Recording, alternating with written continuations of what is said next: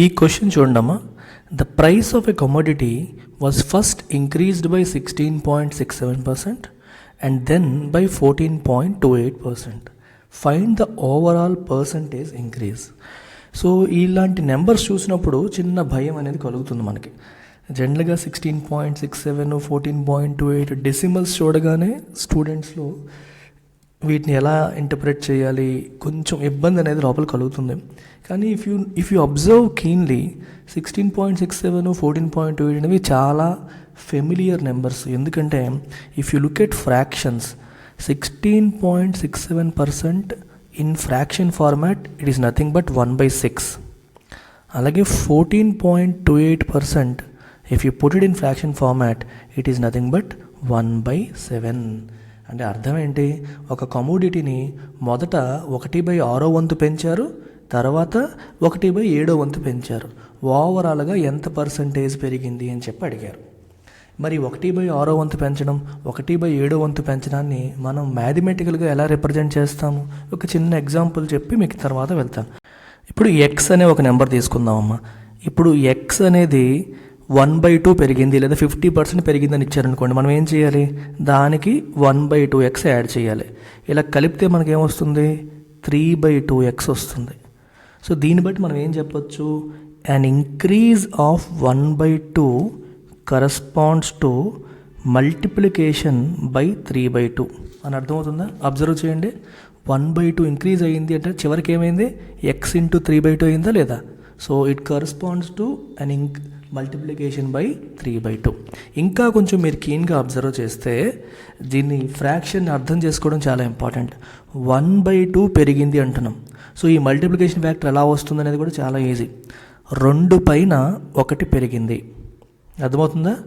1/2, 1/2, రెండింటి మీద 1 వంతు పెరిగినట్టు. 1/2 పెరిగిందంటే అర్థం ఏంటి? ప్రతి 2 వంతులకి 1 వంతు పెరిగింది అని అర్థం. సో న్యూమరేటర్లో 2 + 1 వేసేయండి, 3/2 అయిపోయింది. Very very simple. అలాగే మీరు ఇంకొన్ని చూసారనుకోండి, let's say if I say 2/5 పెరిగింది అని చెప్పాను అనుకోండి, దానికి కరస్పాండింగ్ మల్టిప్లికేషన్ ఫ్యాక్టర్ ఏమవుతుంది? 5 + 2, న్యూమరేటర్లో ఉన్న 2ని 5ని కలిపేయండి. అంటే 5 మీద 2 పెరిగింది. సో 7/5తో మల్టిప్లై చేయాలి. అలాగే నేను 2/5తో 2/5 తగ్గింది అని చెప్పాను అనుకోండి, అప్పుడు ఏమవుతుంది? 5 - 2, 5లో 2 తగ్గింది. So you have to multiply by 3/5. ఇలా మనం బేసిక్ కాన్సెప్ట్స్ అనేవి పక్కన పెట్టుకుంటే అర్థం చేసుకుంటే ఈ సమ్ చేయడం చాలా ఈజీ అయిపోతుంది. అర్థమవుతుందా? So these are the basics. Now ఇప్పుడు ఈ క్వశ్చన్ చేయడానికి ఇదంతా తెలుసుంటే డైరెక్ట్గా స్టెప్లోకి వెళ్తాం. తెలియని వాళ్ళ కోసం బేసిక్స్ కొంచెం చెప్పాను.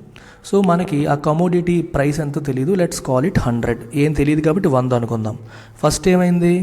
16.67 పెరిగింది అని చెప్పారు. అంటే 1/6 పెరిగింది. 1/6 పెరిగిందంటే మల్టిప్లికేషన్ ఫ్యాక్టర్ ఏమవుతుంది? 7/6. 1/6 కదా, సో 7/6తో మల్టిప్లై చేస్తాం. తర్వాత 1/7 పెరిగింది అన్నారు. అంటే అర్థం ఏంటి? 7/1 విచ్ మీన్స్ 8/7తో మల్టిప్లై చేయాలి.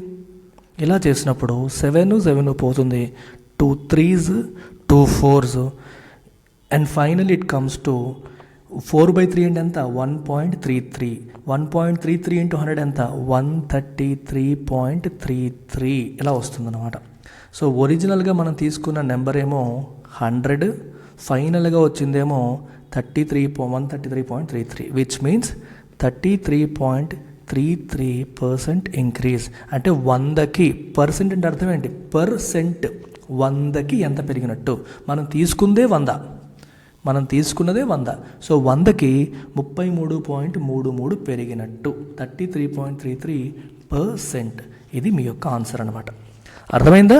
ఇలా మనం ఇంటర్ప్రెట్ చేస్తూ చేయాలి. ఇది ఒకే స్టెప్లో నేను రాసేయచ్చు, బట్ దీని వెనకాల ఉన్న లాజిక్ని అర్థం చేసుకోవడం ఇంపార్టెంట్. చాలామంది మనం ఏంటంటే దీంట్లో ఎంతసేపు ఎందుకు డైరెక్ట్గా వేసేయచ్చు కదా, ఆ ఎందుకు వేస్తున్నాం? 7/6 ఎందుకు వేస్తున్నాం? 8/7 ఎందుకు వేస్తున్నాం? If you understand the logic behind everything, you feel confident, you feel good about your self. అది ఆబ్జెక్టివ్ అనమాట, ఇంకేం లేదమ్మా. సో ఓన్లీ క్వాంట్ నా దగ్గర మీరు నేర్చుకోవాలనుకుంటే మనకి క్వాంట్ ఇన్ఫినిటీ ఉంది, కంప్లీట్ కోర్సెస్కి వచ్చేమని నేనైతే రికమెండ్ చేస్తాను. Depending upon the exam you're preparing for. ఇక్కడ కనిపిస్తున్నాయని మీకు నచ్చిన ఎగ్జామ్ మీరు చూస్ చేసుకోవచ్చు. ఫుల్ కోర్సులోకి వస్తే మీకు క్వాంట్తో పాటు రీజనింగ్, ఇంగ్లీష్ అన్నీ వచ్చేస్తాయి. సో ఓన్లీ క్వాంట్ అయితే 2000 ఫీజు, ఫుల్ కోర్సెస్ అయితే మీకు ఇక్కడ ఫీజులు కనిపిస్తున్నాయి. ఇవన్నీ కూడా మీకు 31 డిసెంబర్ వరకు వ్యాలిడ్ అనమాట. ఇది మీరు కాంటాక్ట్ చేయాల్సిన నెంబర్. ఈ నెంబర్కి కాల్ చేసి ఇంకా ఏమైనా డౌట్స్ ఉంటే క్లియర్ చేసుకొని you can get in. Take care, bye.